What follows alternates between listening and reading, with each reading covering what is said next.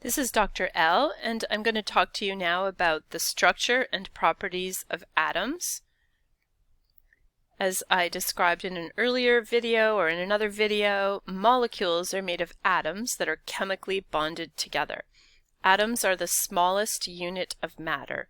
Here in this water molecule, we have 3 atoms, 2 hydrogens and 1 oxygen. And here we see the center of the atom, which is referred to as the nucleus, and I'll show you a different diagram in a moment. And then we see electrons in blue that are orbiting around that nucleus. So this center nucleus and these electrons belong to this hydrogen atom. Here's an oxygen atom, there's the center nucleus of the atom, and then there's 2 layers or orbitals of electrons orbiting around this particular oxygen atom, and then here's another hydrogen atom. These atoms are different from one another, the same basic structure, but they have some differences in their size and their numbers of what are called protons and neutrons. We'll talk more of that in a moment. And they're attached together through chemical bonds. A chemical bond is the interaction between 2 atoms, which is based on the electron configuration of the atoms. And so here we see that there's a chemical bond formed due to the sharing of this electron, which belongs to oxygen but is being shared with hydrogen in a structure called a covalent bond. More on that later, but here's another covalent bond here. All atoms consist of an atomic nucleus, which contains protons and neutrons. These are the subatomic particles, and also electrons. Here the protons are shown with a plus in them. They are positively charged. The neutrons are a neutral or no charge, and the electrons are a negative charge. The mass of an atom is held within the nucleus and is measured in units called atomic mass units, which does relate to units such as grams, but we won't get into that here. A proton has 1 atomic mass unit, and so does a neutron. Electrons are so small that while they are charged, they have negligible, or we can ignore sort of, the mass of those particular particles. So they matter in terms of charge, but they don't really matter in terms of mass. The electrons are found orbiting around the nucleus of the atom. For every atom, if the charge is neutral, then the number of protons will match the number of electrons. This is carbon, and I know a little bit about carbon because I'm a biologist, and carbon matters in biological molecules. Carbon has an atomic mass number, which means the number of protons of 6. Therefore, there are 6 electrons. And so those electrons are shown here, 1 and 2 in this centermost orbital, and then 1, 2, 3, and 4 in the second orbital.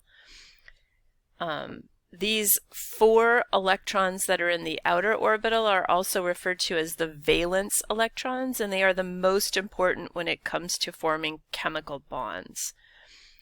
The innermost orbital for any atom can hold a max of 2 electrons, and the second orbital can hold a max of 8. So that means that carbon could potentially hold 4 more electrons in its second or valence shell. It only has 4, but it has the capacity to share 4 more with another nearby atom. In other words, it has the capacity to form 4 single covalent bonds. This is a subsection of the periodic table, which lists information, common and important information about all of the atoms that we have known about. We're still discovering new elements, so this gets expanded and revised from time to time. So here we have the atom helium. The mass number is the number of protons plus neutrons, so there are 2 protons and 2 neutrons. The atomic number is the number of protons. Because I know that the number of protons has to equal the number of electrons, I know that helium also has 2 electrons. And I could draw the structure of a helium atom, and I would place those 2 electrons in the innermost shell.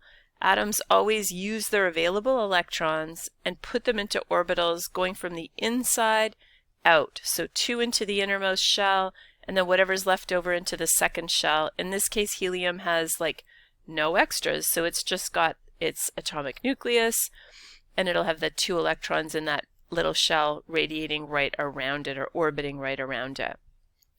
The most important atoms from the point of view of biological molecules are carbon, hydrogen, oxygen, and nitrogen. There are others that are important, but those are kind of the big 4 found in all living things.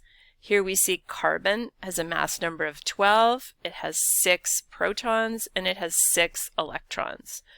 Here we see nitrogen, it has a mass number of 14, it has 7 protons, therefore it has 7 electrons. 2 will be in the innermost shell, the remaining 5 will be in the second shell. That second shell can hold up to 8 electrons, so it has the capacity to share 3 additional electrons, or the capacity to form 3 single covalent bonds. All right, and this is just sort of like a review of all of that, right? So here's another way to show it. Like I should have mentioned that the C is the chemical symbol. It's the shorthand for carbon. Here's the atomic number. And in this version, the atomic mass is written here, 12.01. The 0.01 comes from the mass of the electrons, and it's like really tiny. So 12 comes from the mass of the neutrons and the protons. And here's we're seeing the atomic nucleus, 6 neutrons, 6 protons. They wouldn't be stacked like that, they'd be kind of mixed together. And then we have 6 electrons, 2 in the innermost shell, 4 in the next level out. These are the valence electrons. These are the ones available to be important in chemical bonding. And here's a diagram that just shows several of the the atoms that we think about most commonly. In biology, there's carbon, nitrogen, oxygen, and hydrogen. We're seeing the atomic nucleus, and we're seeing the electron shell. So hydrogen just has 1 electron. It's really, really small. And that 1 is placed here in the second shell. Remember that the second shell can hold 2, so hydrogen would love to share an electron to fill up that I said second shell, but I meant innermost shell. Sorry about that. To fill up that innermost shell. And it could do that by forming 1 single covalent bond. So you should be able to do some drawings, and I'll leave this with you as some practice for your homework, but considering the big 4, if you knew what their atomic number or number of protons was, could you do a basic drawing and determine the valence state or the number of valence electrons and place them around the nucleus of the molecule, or the atom that you were drawing? It's good to do that for practice. Here's another important concept when it comes to the properties of atoms and understanding chemical bonding, molecules, macromolecules, and therefore cells and biochemistry. And that important concept is something called electronegativity, which was discovered or explained by Linus Pauling, very famous chemist. Electronegativity is the tendency of an atom to attract an electron, and it has everything to do with the size of the atoms and also with the number of electrons in the outermost shell, or the valence of the atom.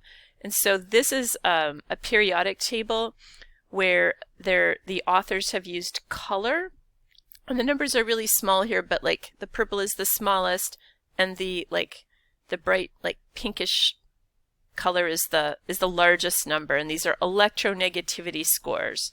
And so purple has the lowest electronegativity, and then this color over here, this which oxygen, fluorine, and chlorine have, is the highest negativity.